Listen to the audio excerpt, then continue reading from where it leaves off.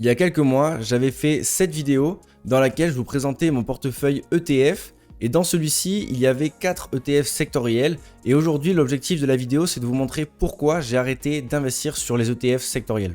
Petit rappel très rapide sur ce qu'est un ETF. Donc un ETF, c'est un produit financier qui va vous permettre d'investir sur un panier d'actions ou d'autres produits financiers, mais on va prendre pour exemple les actions. Donc imaginez, vous voulez acheter les 40 entreprises du CAC 40. Sans un ETF, vous allez devoir acheter une par une les 40 entreprises du CAC 40. Grâce à l'ETF, à un ETF CAC 40 en particulier, vous allez pouvoir acheter uniquement cet ETF et obtenir les 40 entreprises du CAC 40 grâce uniquement à un seul produit financier. Donc les ETF permettent une large diversification et c'est leur principal atout. Et du coup, il existe plein de sortes d'ETF. Vous allez avoir des ETF sur les actions, sur les obligations, vous allez avoir des ETF sur les matières premières, plein de types d'ETF différents. Et dans cette variété d'ETF, il existe les ETF sectoriels. Donc ce sont des ETF qui vont investir sur des secteurs en particulier. Donc pour ma part, quand j'ai démarré mon portefeuille ETF, j'avais décidé d'investir sur des ETF sectoriels et 4 secteurs en particulier. J'avais investi sur la santé, sur le luxe, sur la technologie et sur la consommation obligatoire. Ces 4 secteurs qui étaient concentrés en Europe et qui ont fait partie de mon portefeuille ETF pendant environ 2 ans. Fin 2021, j'ai eu la bonne idée de prendre en photo l'état de mes portefeuilles et donc aujourd'hui je peux remonter en arrière et vous montrer comment il était à l'époque du coup de l'ancienne vidéo. Et on retrouve les 4 ETF sectoriels qui sont le TNO, le FOO, le PHG et le HLT qui sont 4 ETF sectoriels que je n'ai plus aujourd'hui.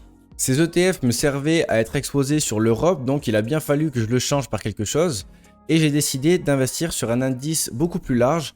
C'est le ETZ, donc c'est un ETF de chez BNP Paribas qui va investir sur l'Eurostoxx 600, donc les 600 plus grosses capitalisations européennes.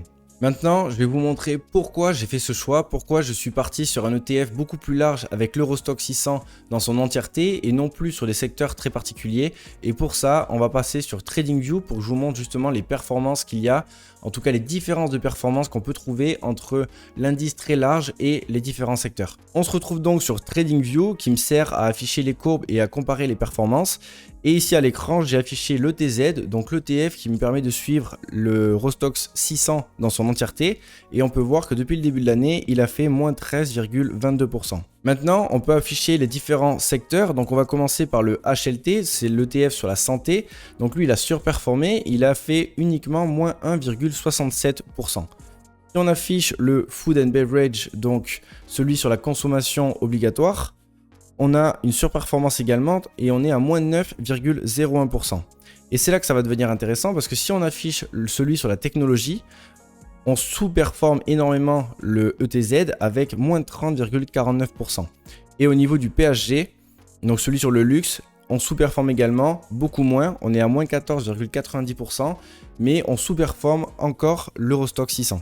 Donc ma réflexion par rapport à ça, c'est que on ne peut pas savoir quel secteur va surperformer ou alors sous-performer l'indice total. Donc pour ma part, je préfère m'exposer à l'entièreté du marché européen plutôt que de choisir les secteurs. Et vous allez voir pourquoi. Parce que vous voyez, j'ai investi sur 4 secteurs qui étaient du coup la santé, la consommation obligatoire, la technologie et le luxe.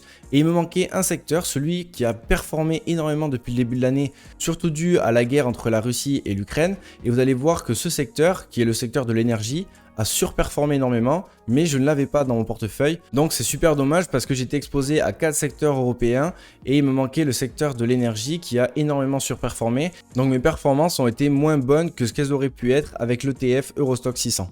Donc vous voyez, là je vais sur Oil, donc c'est le Lyxor qui suit l'énergie, ça a énormément baissé depuis le top, mais on voit qu'on est encore une surperformance. C'est le seul en positif en fait, on est à plus 12,16 et si on reprend à peu près au mois de juin, on était quand même à plus 30% alors que tous les autres étaient en négatif, donc une surperformance énorme par rapport au reste du marché.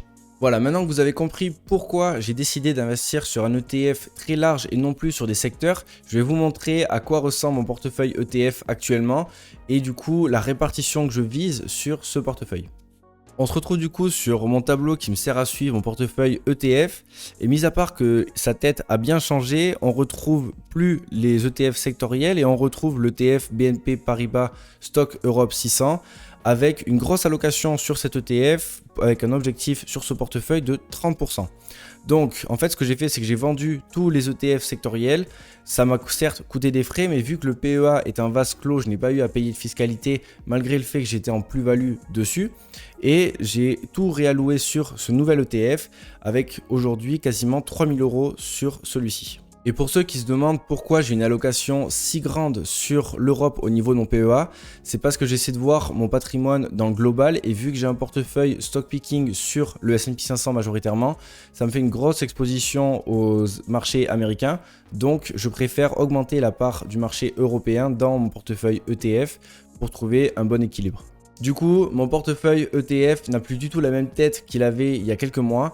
Donc la mise à jour est faite maintenant grâce à cette vidéo, et je vais vous montrer une dernière fois pourquoi je trouve ça plus judicieux d'aller sur des ETF très larges plutôt que sur des secteurs particuliers. On se retrouve au même point que tout à l'heure sur TradingView avec la performance depuis le début de l'année.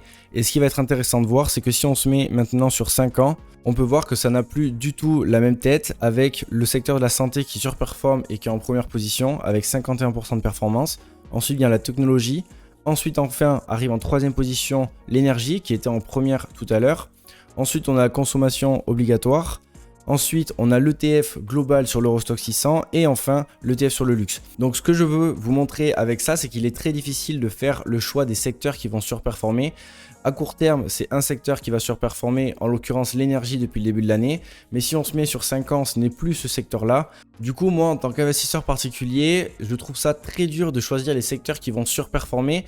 Peut-être qu'il y en a certains qui vont avoir de la chance, qui vont choisir uniquement les secteurs qui performent le plus, mais certains vont aller sur les secteurs qui performent moins que l'indice global. Donc je trouve ça beaucoup plus simple pour un ETF qui est censé être passif d'utiliser un indice très large comme l'Eurostoxx 600, et du coup c'est pour ça que j'ai décidé d'investir sur celui-ci et d'abandonner complètement les secteurs. Si maintenant vous voulez aller beaucoup plus loin pour comprendre comment fonctionnent les ETF, pour faire un portefeuille ETF qui vous ressemble, je conseille d'aller vers la formation de Mathieu Louvet, parce que pour ma part, je ne suis pas formateur, donc je préfère vous accompagner vers quelqu'un qui est compétent. Mathieu est conseiller en investissement financier certifié par l'AMF, donc allez jeter un coup d'œil, le lien est dans la description. Et sur ce, je vous dis à la semaine prochaine, c'était Clément, ciao.